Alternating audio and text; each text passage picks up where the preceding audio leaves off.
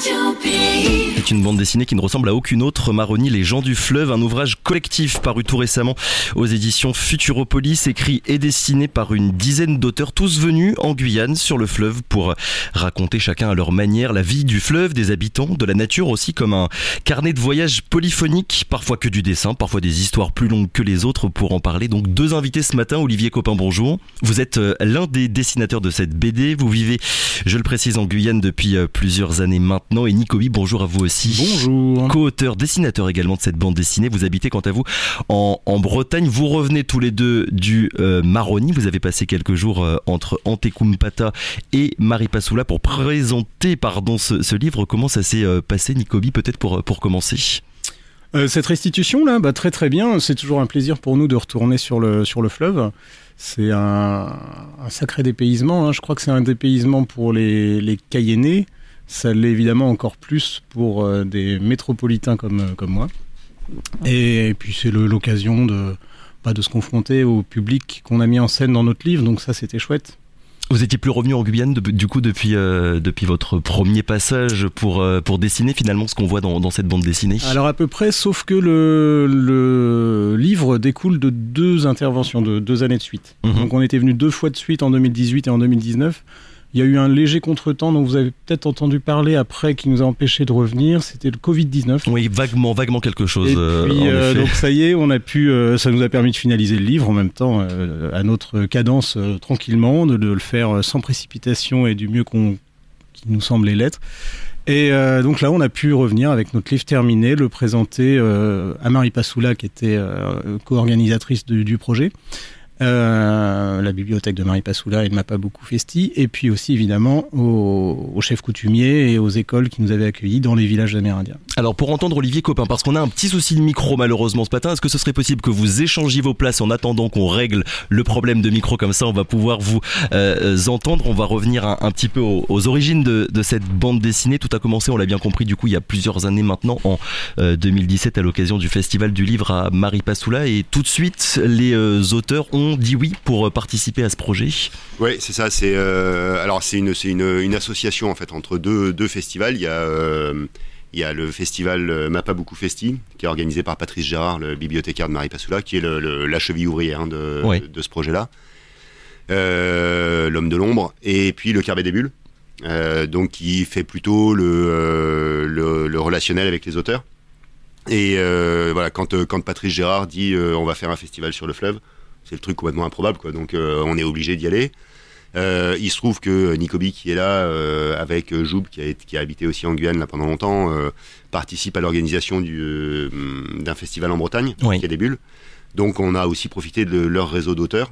Et voilà, du coup c'est vraiment un travail collectif qui a commencé donc en 2017-18. Suite à la première montée sur le fleuve, on s'est rendu compte qu'il fallait en faire quelque chose, quoi. C'est assez rare que les auteurs dessinent en festival pour autre chose que les dédicaces. Là, ils avaient tous rempli des carnets et on a étalé les carnets sur la table. On a dit bon, évidemment, faut en faire quelque chose. Et d'ailleurs, c'est quelque chose du coup qu'on voit dans ce livre. On sent bien qu'à la base, c'était pas un projet, que le projet de publier un livre n'a pas été pensé dès l'origine finalement de ce déplacement et de ce voyage. C'est ça. C'est vraiment parce qu'on a vu les carnets qu'on s'est dit bon, il faut en faire quelque chose. Et puis on avait la chance d'avoir parmi les plus grands auteurs de BD françaises, quoi. Donc c'était évident qu'il fallait sauter sur l'occasion. 11 auteurs, si je dis pas de bêtises. Auteurs, oui. Les 11 ne sont pas venus en Guyane tous en même temps, c'est ça? Il y a eu plusieurs... Non, alors, il y a eu, globalement, le groupe, la base du groupe a été la même. Oui. Après, il y a eu 2-3 auteurs qui se sont rajoutés ou qui n'ont pas pu venir la deuxième fois. Ça fait toujours des grosses pirogues, hein, quand on doit déplacer autant de monde. Mais voilà, il y a une base commune sur les 2 voyages et quelques auteurs qui sont venus soit à la première, pas à la seconde, ou l'inversement. Alors ce qui marche très bien dans ce livre, c'est le côté scénette, on va dire, d'une page à l'autre. On peut changer totalement d'univers, à la fois dans les histoires qui sont racontées, mais aussi dans le style, vu que chaque auteur a évidemment gardé sa propre patte, son propre style. C'est quelque chose qu'on a rarement l'habitude de voir. Nicobi, est-ce que vous aviez déjà participé à ce genre de projet? Ouais, ça arrive de temps en temps, mais la vraie différence là, parce que ce qu'il faut préciser quand même, c'est que c'est vraiment des bandes dessinées et pas du carnet. Notre premier rapport au fleuve, ça a été de faire des dessins de carnet. Mais rapidement, on s'est rendu compte, et notre éditeur Futuropolis, qui a accepté de nous suivre là-dessus, nous l'a fait remarquer également, qu'il fallait qu'on ait du récit pour donner de la densité à ce livre. Oui, il n'y a pas que du dessin, c'est pas que des aquarelles, des carnets de voyage comme on a l'habitude d'en voir. Il y a aussi c'est principalement de la bande dessinée. Donc il y a aussi de la densité, quoi. Et donc la différence avec les autres collectifs sur lesquels j'ai pu travailler, c'est que là, toute l'équipe est à l'origine du collectif. Alors que d'habitude, c'est souvent quelqu'un qui chapeaute un collectif et qui va chercher différents intervenants, et c'est lui qui fait un peu le lien, quoi. Ou même parfois, c'est juste un éditeur qui fait le lien, ce qui est pas un mal, hein, mais c'est très différent. Là, je pense que ça donne, ça permet à la fois à chacun de s'exprimer dans sa direction. Oui. Donc c'est d'une personne à l'autre, c'est très très différent. Moi, par exemple, je suis sur un biais généralement beaucoup plus humoristique que Aude Mermillot, par exemple, qui a une approche beaucoup plus tragique et sensible des événements qu'elle raconte. Et donc, on l'a bâti tous ensemble, ce livre, en essayant de ne pas se marcher sur les pieds les uns des autres, en essayant d'aborder toutes les thématiques qui nous semblaient importantes. C'est aussi ça, d'ailleurs, qu'on allait chercher sur le fleuve. Cette année-là, c'est de s'assurer de ne pas avoir dit n'importe quoi, de ne pas avoir trahi le sentiment de ce qu'on mettait en scène, quoi. Alors, on ne va évidemment pas revenir sur tout ce qui est raconté dans cette bande dessinée parce qu'elle est longue et qu'il y a beaucoup de choses qui sont racontées, mais chacun d'entre vous, tous les deux, qu'est-ce que vous avez voulu dire personnellement, Nicobi, Olivier Copin, qui veut commencer? Nicobi. Alors moi, je me suis retrouvé dans une situation un peu particulière, un peu différente des autres, parce que plus que par le carnet, moi je dessine assez vite en bande dessinée, et d'entrée de jeu j'étais le seul à faire des bandes dessinées. D'accord. Je mettais en scène notre bande en fait, pour le plaisir, hein. Donc dès le premier voyage, il y avait des petites histoires sur les anecdotes qui nous arrivaient. Oui, les problèmes en pirogue notamment. Voilà, les problèmes. Alors, ça c'est une histoire plus longue que j'ai fait dans un second temps, mais plutôt des espèces de planches qui fonctionnent un peu comme des planches gag. Donc ça, sur le premier séjour, j'en avais déjà une petite 10-15. Ok. Et ça a motivé, je pense, ça a aussi motivé les autres à devenir une bande, bizarrement, puisque ça racontait une bande. Et ça a été une espèce de fil conducteur dans le livre qui intervient, qu'on retrouve toujours entre les histoires plus longues.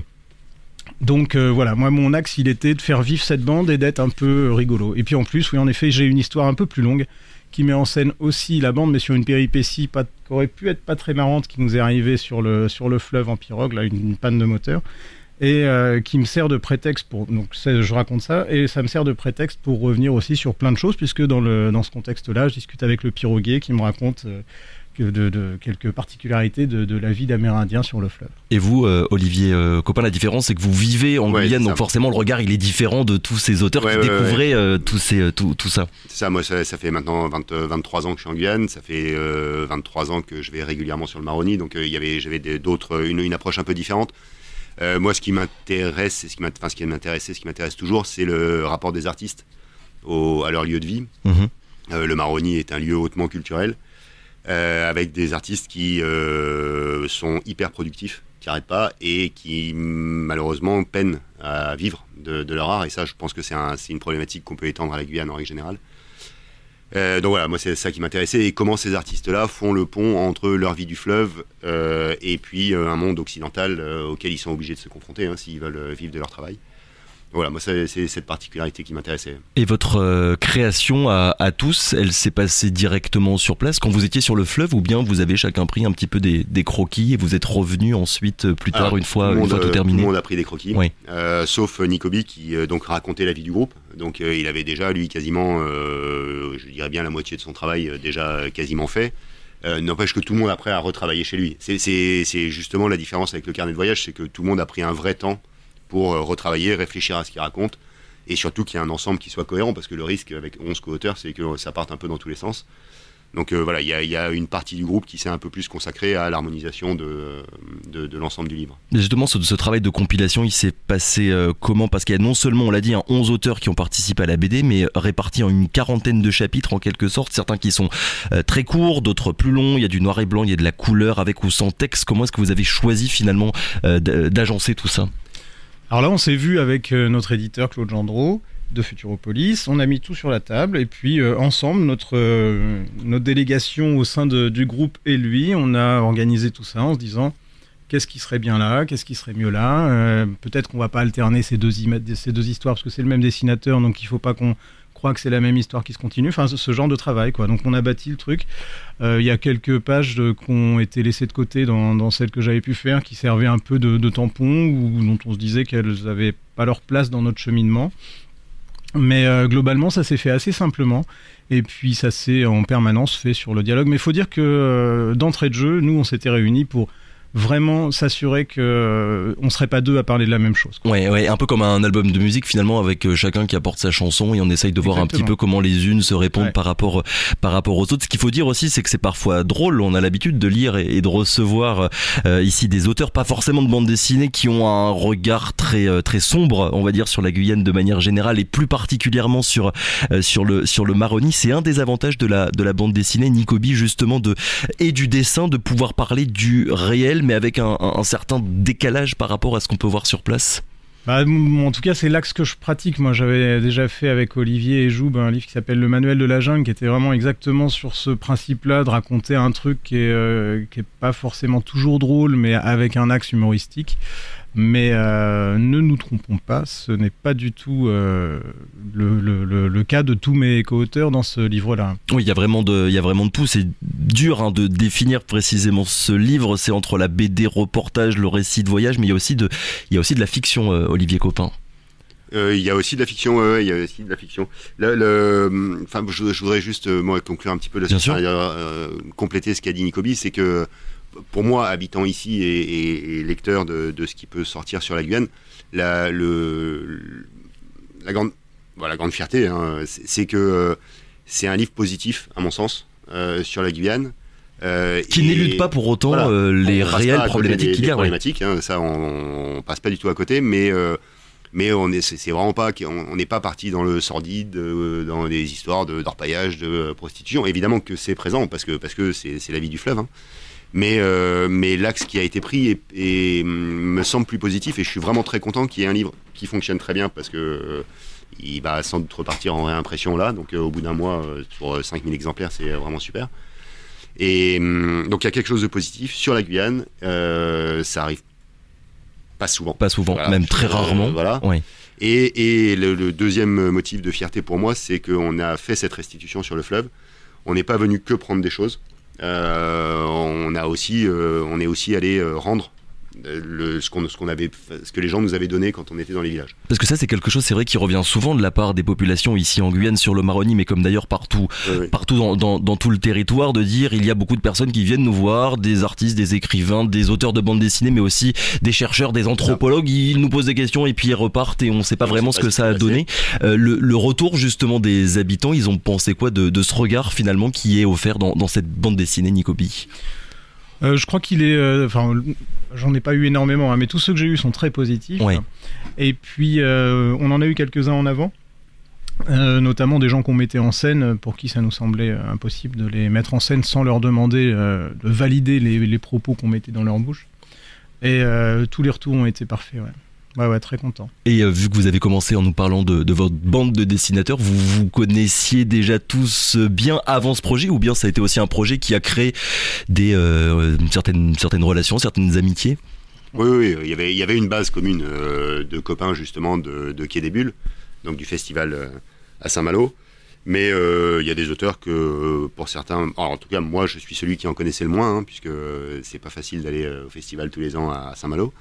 Mais il y avait une base commune là qui arrivait, et puis d'autres qui se connaissaient un peu moins. Mais de toute façon, c'est évident que quand vous passez 2 fois une semaine sur le fleuve, ça crée des liens. Ça crée des liens. Il n'y a pas de voilà. Non, pour ça c'était vraiment super. Ça a créé une vraie bande. Je préciserai pour terminer que vous serez tous les deux avec Jean-Luc Cornette, un autre auteur de cette bande dessinée. Vous serez cet après-midi à Kourou, à la librairie du Vieux-Bourg, pour une rencontre dédicace, et demain à Rémire, à la légende du colibri, la bande dessinée. Je rappelle son nom, Maroni, les gens du fleuve, un ouvrage donc collectif paru tout récemment aux éditions Futuropolis. Merci beaucoup, un très grand merci à tous les deux d'avoir été avec nous ce matin. Radio Pays.